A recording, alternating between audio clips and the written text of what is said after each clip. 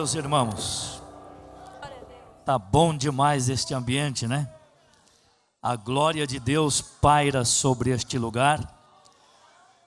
Jesus está aqui, sua presença, sua glória, seu poder, sua grandeza, e tudo isso nos enriquece.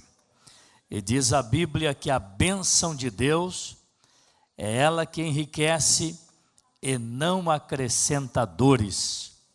Por isso é bom ser abençoado por Deus, porque a bênção de Deus, ela é tudo para nós. Ela supre todas as nossas necessidades. Deus é poderoso. Abre a sua Bíblia comigo no Evangelho de Lucas, capítulo de número 22, versículos apenas 15, 16, até o versículo de número 19. Vamos ler estas palavras de Jesus, escrita por Lucas, capítulo 22 do Evangelho de Lucas, e os versículos 15 até o 20, que nos diz assim: E disse-lhes: Desejei muito comer convosco esta Páscoa, antes que padeça. Porque vos digo que não a comerei mais até aquele dia, ou até que se cumpra no reino de Deus. E tomando o cálice, e havendo dado graças, disse: Tomai-o e reparti-o entre vós. Porque vos digo que já não beberei do fruto da vide, até que venha o reino de Deus. E tomando o pão, e havendo dado graças, partiu-o e deu-lhe, dizendo: Isto é o meu corpo, que por vós é dado. Fazei isto em memória de mim. Semelhantemente tomou o cálice depois da ceia, dizendo: Este cálice é o novo testamento do meu sangue, que é derramado por vós. Até aqui. Tomem assento, meus queridos irmãos. Nós queremos, neste momento, meditar um pouco nesse texto sagrado que nós acabamos de ler. A expressão de Lucas aqui, em alguns versículos, Jesus está dizendo: até o dia que venha o reino de Deus. No Evangelho de Marcos e de Mateus, se não estou equivocado, está dizendo: até o dia em que beba de novo convosco no reino de meu Pai. Pode ter o mesmo sentido, mas as palavras é um pouco diferente. Meus queridos irmãos, o nosso assunto principal é Jesus, é a sua morte, é o seu sacrifício que ele fez na cruz do Calvário. A Bíblia diz que ele se ofereceu uma só vez para tirar os pecados da humanidade. Em Apocalipse, na visão de João, diz a palavra que o seu sacrifício foi oferecido pelo Espírito eterno. Somente um sacrifício, somente um, tendo este validade perpétua, de não ter mais necessidade de fazer outro sacrifício para cobrir pecado, para expiação de pecado. Como no Velho Testamento, era feito pelos sacerdotes todos os anos, através do sangue dos animais, e era repetido anualmente, constantemente, era oferecido. O sacerdote oferecia primeiro por ele, pelo seu pecado, e depois pelo pecado do povo. A Bíblia diz que eles eram homens fracos, né? Homens cheios de fraquezas, sacerdotes, ainda que era escolhido por Deus da tribo de Levi, chamado, escolhido, com toda essa especificação sacerdotal escolhido por Deus. Então eles tinham esse ofício e fazia. Mas veio Jesus depois e ofereceu um único, perfeito, com validade eterna e perpétua, sem ter necessidade de mais nenhuma repetição, de fazer mais nenhum sacrifício. Um só sacrifício, o seu sangue, a sua vida moída, quebrada, serve para toda a humanidade, para toda a eternidade. Mas os versículos que nós lemos aqui, Jesus está dizendo que ele teve desejo de participar da última Páscoa com os seus discípulos, e ele disse: antes que eu padeça, escreveu o evangelista Lucas. Eu tenho desejo de participar convosco dessa última Páscoa, ou dessa Páscoa, antes que eu padeça.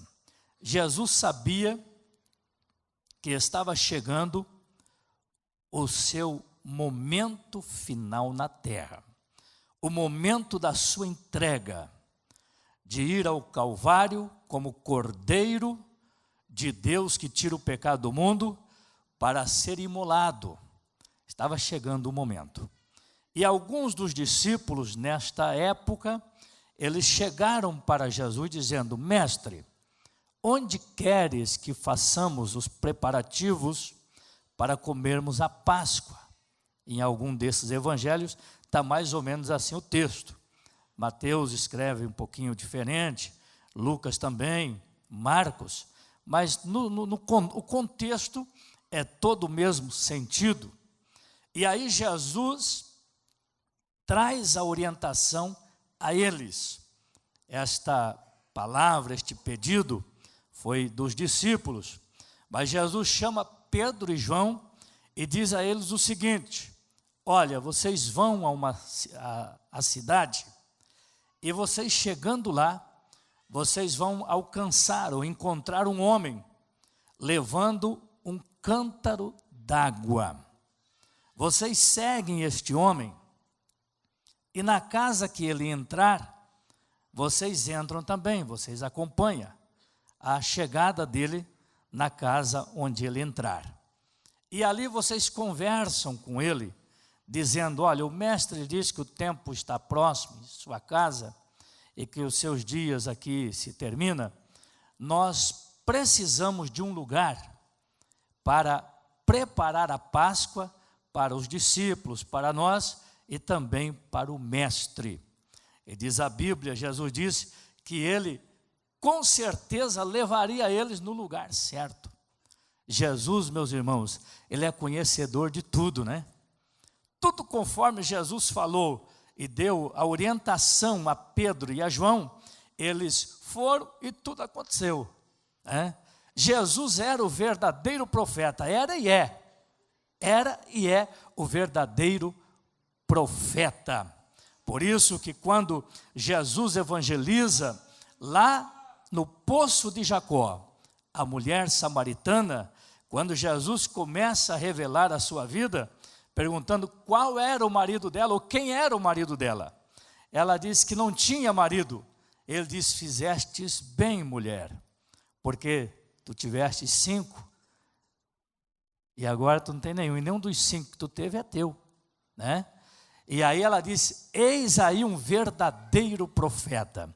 Ela saiu de lá, foi à cidade, começou a anunciar a mensagem de Cristo, dizendo: vem e vê, aqui está um verdadeiro profeta. Porque Jesus revelou a vida dela, ele contou a vida dela, sem ter conhecimento, intimidade com os samaritanos, sem ter um encontro com aquela mulher, outras vezes, sem conhecer a sua vida. Mas ele falou tudo, ele revelou tudo, ela entendeu que ali estava o verdadeiro profeta. Mas, meus irmãos, a Bíblia fala que o nosso Deus, o nosso Senhor Jesus Cristo, Ele é poderoso, Ele é onipotente, poderoso, Ele é onisciente, Ele conhece tudo, Ele sonda tudo e todos, Ele conhece a profundidade do homem e também da mulher, Ele conhece os intentos do coração de cada pessoa.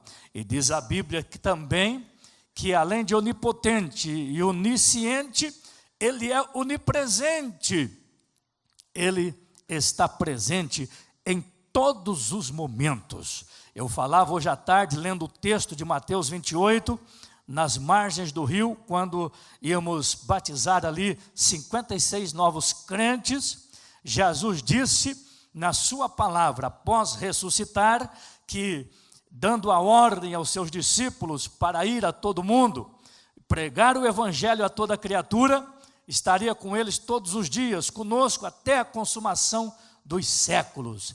Eu estou convosco todos os dias, até a consumação dos séculos. E está mesmo, irmãos. Eu tenho ciência disso.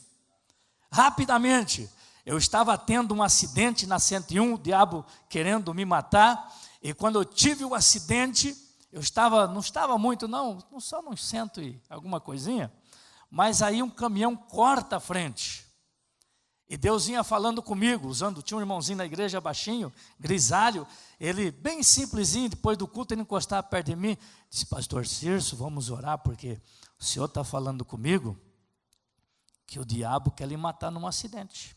Eu disse: não, vamos orar mesmo, mas está repreendido em nome de Jesus. Irmão, não levou 2 meses, tive um acidente feio, Deus abençoou muito a igreja de Garuva, tiramos um Astra CD sedã zerinho, e não tinha 1 ano de uso, 30 mil quilômetros, tive o acidente, e quando o caminhão atravessou, eu procurei segurar no freio, e fui tirando o carro da BR, fui tirando, e eu bati no lado direito do caminhão, no tanque do Mercedes, na margem da 101, no acostamento, eu arranquei o tanque do Mercedes fora, caminhão carregado de madeira, mas eu tirei, quando eu vi que ia bater, eu tirei o carro para o lado da grota, já fui tirando para o lado direito, e na batida, arranquei o tanque do Mercedes, ficou só no meio do asfalto, e o Astra ficou pendurado na grota.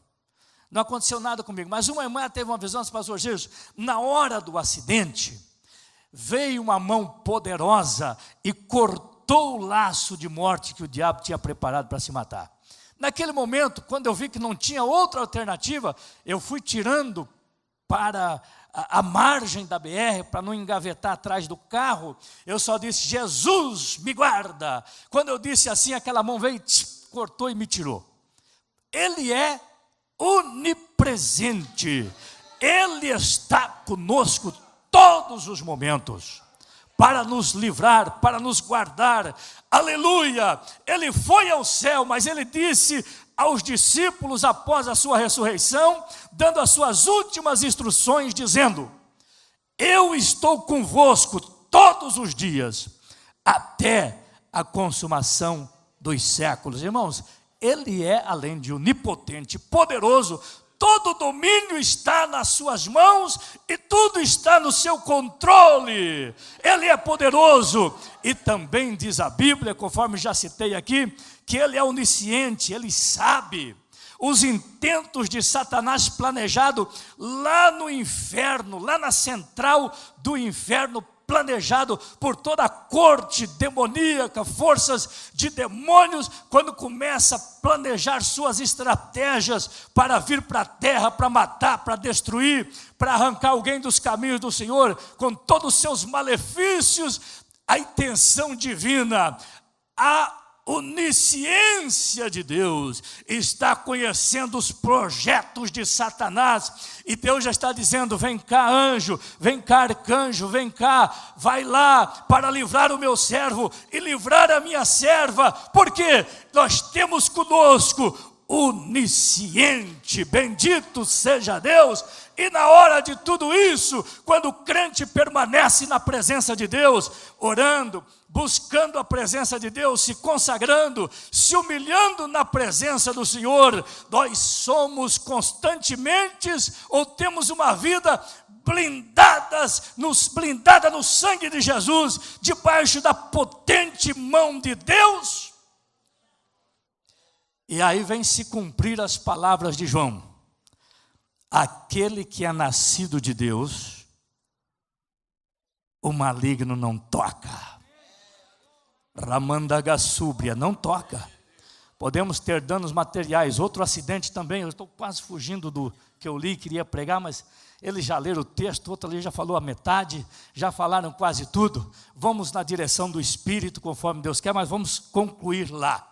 Então, meus irmãos, a onipresença de Deus, conhecendo todos os intentos, Ele dá o livramento, porque você está protegido, blindado. O maligno vem para tocar em você e ele não toca, porque você é nascido de Deus. O nascido de Deus está blindado por Deus, está protegido, está guardado. Por isso que Davi disse: por Deus eu salto uma muralha, com Deus e por Deus eu passo pelo meio de um esquadrão, sem temer o que me possa fazer o homem. Olha a confiança que Davi tinha em Deus, o homem de Deus que teve maiores inimigos neste mundo. Eu acho que não teve outro que teve tantos inimigos como Davi teve. Eles chegavam a dizer assim: ó Deus, quando morrerá ele? Quando perecerá o seu nome? Olha quanta inveja havia do homem de Deus, do profeta de Deus, do rei que reinava em Israel e que apacentava o rebanho israelense de Deus. Menina do olho de Deus, quantas afrontas contra a sua vida, mas o onipotente estava com ele, a onipresença estava com ele. E também toda a grandeza de Deus e anjos livrando o seu servo. E aí, meus irmãos, Jesus, eles preparam. Chegando lá, aconteceu tudo conforme o profeta de Israel falou, conforme disse a mulher samaritana. Tudo preparado. Eles cederam o lindo cenáculo mobilado, tudo preparado, e eles começaram ali a preparar a Páscoa, a última Páscoa, antes de Jesus se oferecer, dar a sua vida por mim e por ti. Ele disse: desejei muito. Irmão, Jesus, ele era Deus, mas ele era homem. Ele tinha sentimento, ele tinha dor, ele tinha desejo, ele tinha anseio. Aleluia! E nesse texto ele diz: desejei muito comer a Páscoa, esta Páscoa com vocês, porque é a última.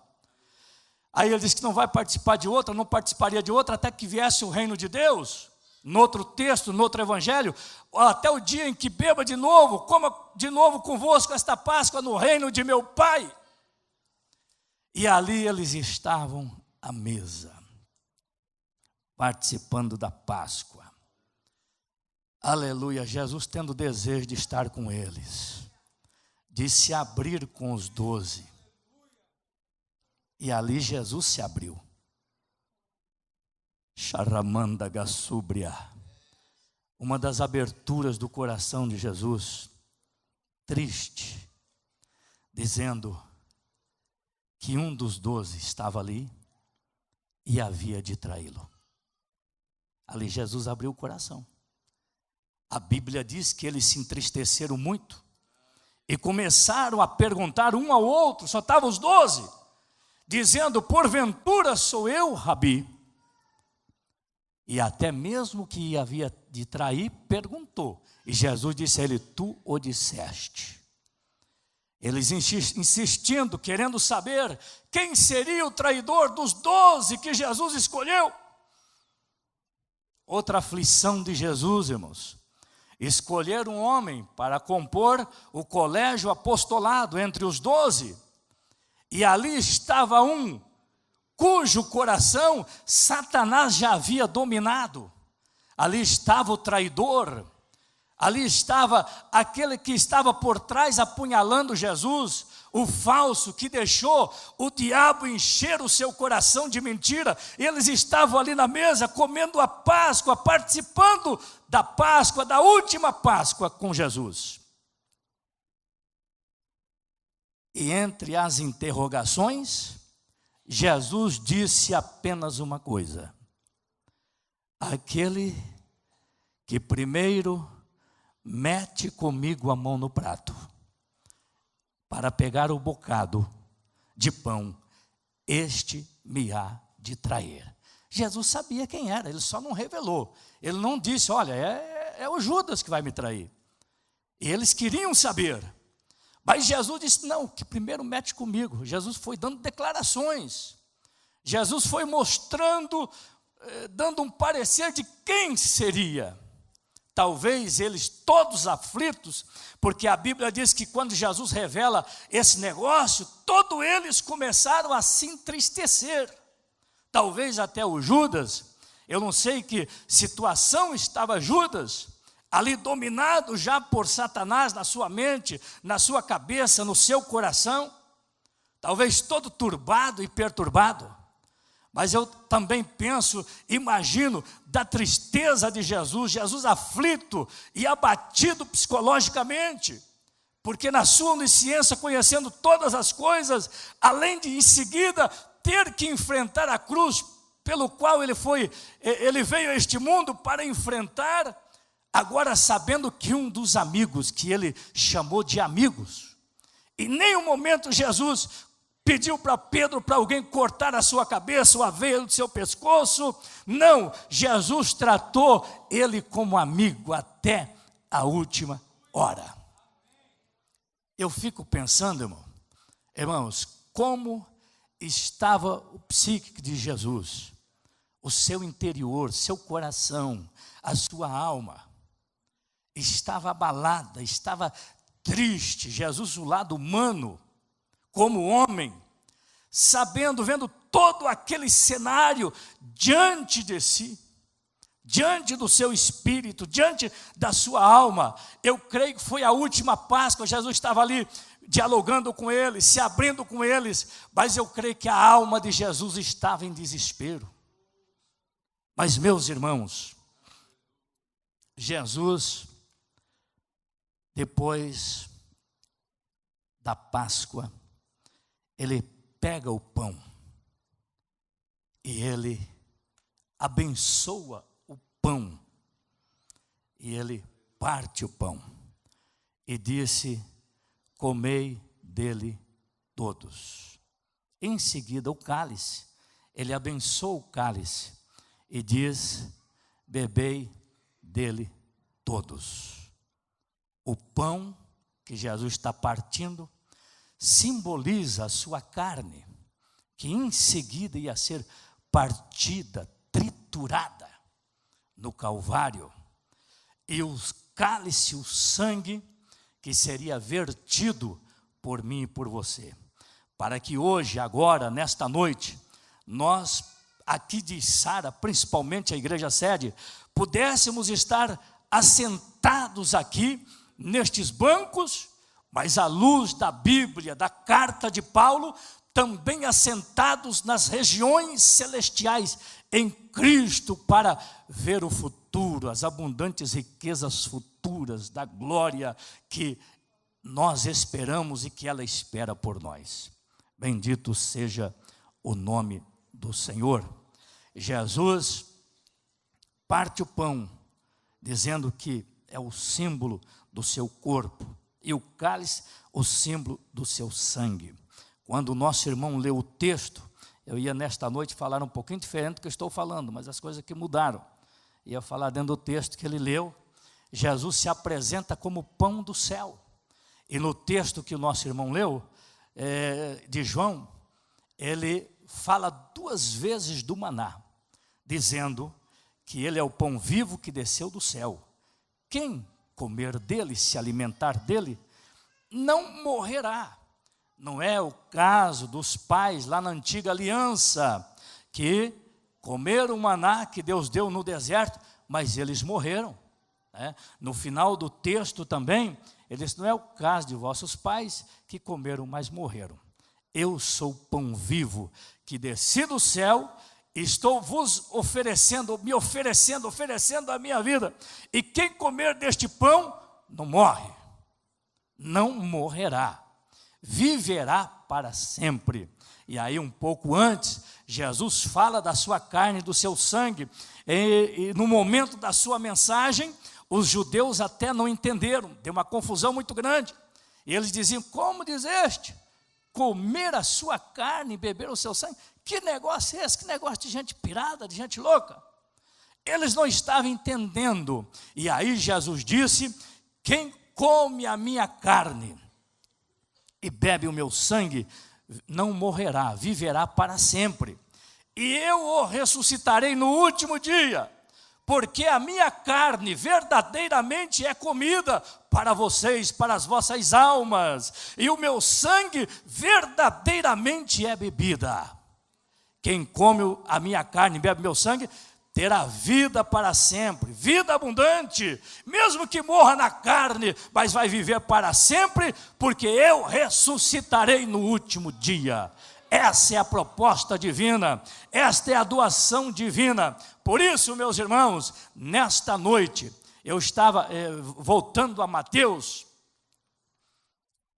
Jesus disse: verdadeiramente, o pão que é dado por vós, Jesus está dizendo, Mateus escreveu, é a minha carne que é oferecida a vocês. E o meu sangue, o cálice que simboliza o meu sangue, é que eu estou dando também, simboliza o meu sangue, que é derramado por vocês. Então, meus irmãos, nós precisamos comer a carne e beber o sangue para termos vida em nós mesmos. Estou correndo um pouquinho para finalizar. Outra coisa que me chama a atenção no texto, Paulo fala e também o evangelista Mateus fala. Ele fala da memória. Jesus fala da memória.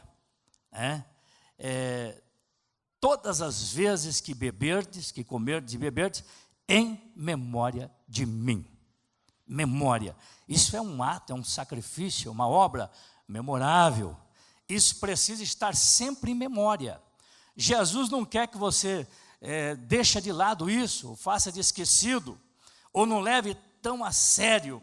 Eu estava meditando, analisando as palavras de Jesus, por que ele menciona essa questão da palavra memória. Isso não pode ser esquecido. Jesus faz um apelo para manter o propósito e a vitória da sua cruz em foco. Não é uma exigência para lamentar o Calvário, mas para celebrar sensivelmente o triunfo cristão, através da sua cruz, através do seu sacrifício que ele ia oferecer em seguida, após esta última Páscoa e esta última Santa Ceia que ele participou com seus discípulos. Não era para apenas ter a lembrança do Calvário, ter em memória, ter em mente apenas a tristeza, mas o sacrifício que ele ofereceu para o resgate da minha vida e da sua vida, dando no Calvário, doando a sua vida por todos nós, não deveria ser esquecido.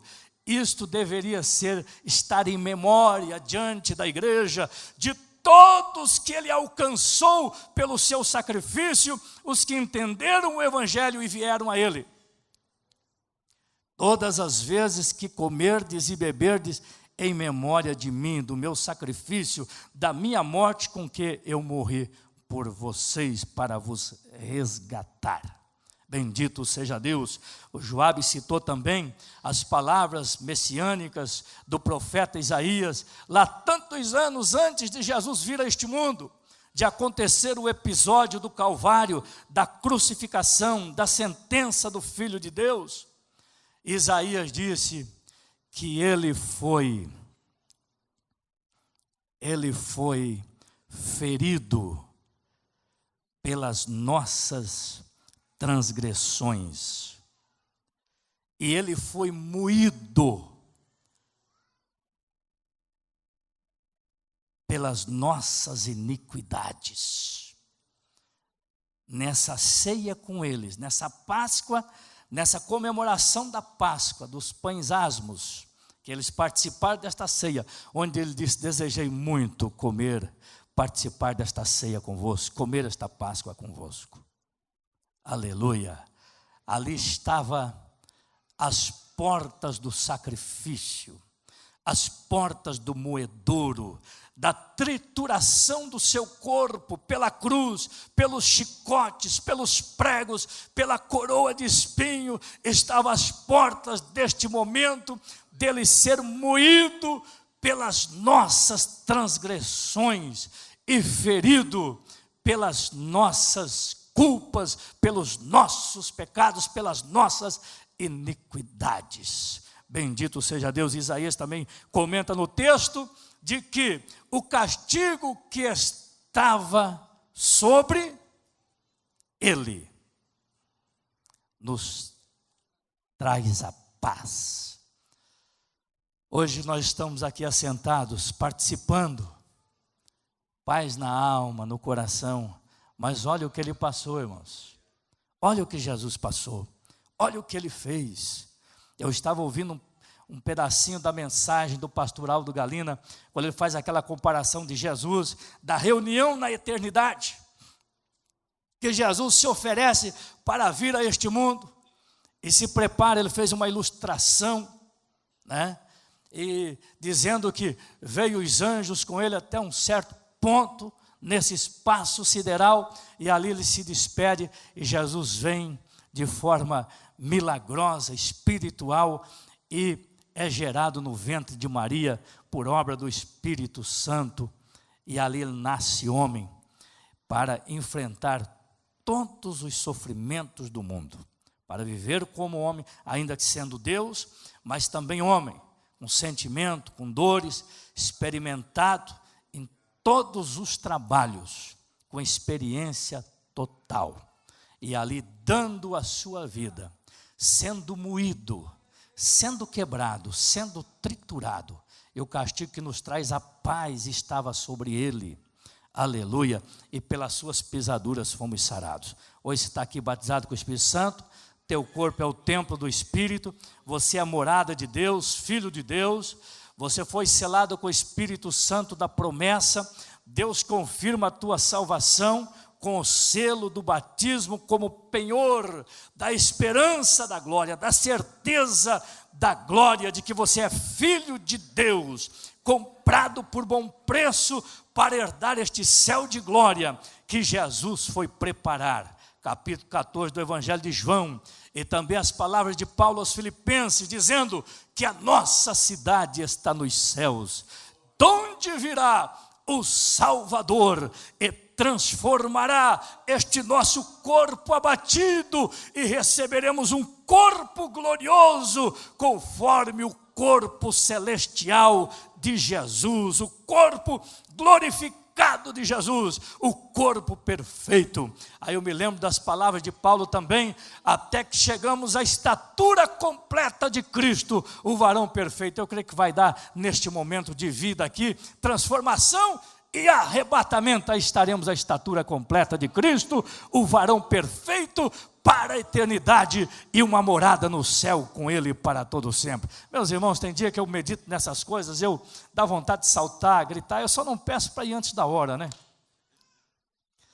Mas começo a ler do céu, dentro do céu, a glória do céu, o gozo do céu, os anjos do céu, o Cordeiro no seu trono, as luzes da cidade, a glória que tem lá. Bendito seja Deus, e tanta coisa linda que tem lá.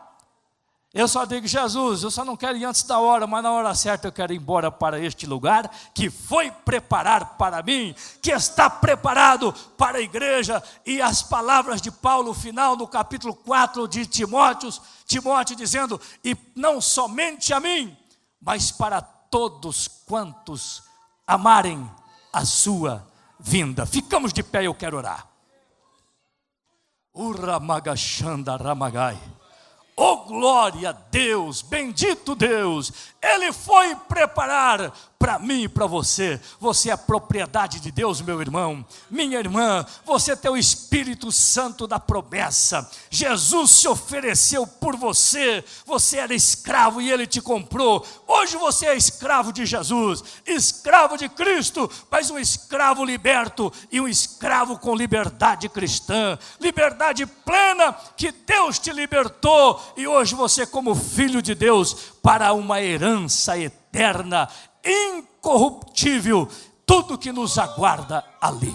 Vamos orar, levanta a sua mão para o céu. Tem alguém que quer reconciliar, quer vir para Jesus, quer chegar à frente, passou uma semana de tribulação, de luta, está triste, está aborrecido, venha correndo que eu quero orar por você, para em seguida nós ministrar a...